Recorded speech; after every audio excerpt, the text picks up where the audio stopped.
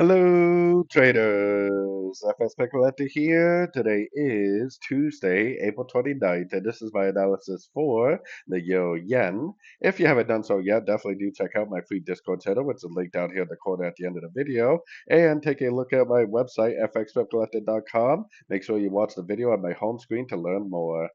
So the Euro Yen, that is, the Euro Yen made a pretty nice push to the downside.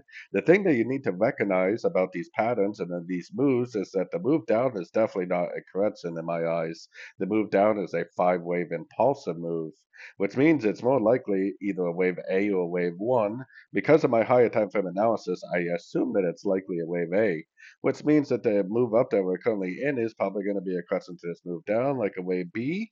Then we'll probably make some sort of a wave C. Most wave Cs do take out the low of wave A, so it could go down to the 78% before it goes up for a wave C. Or keep in mind that sometimes wave Cs don't take out the low of wave A. Sometimes they make higher lows, kind of like what happened over here. You got A, B, C, higher low.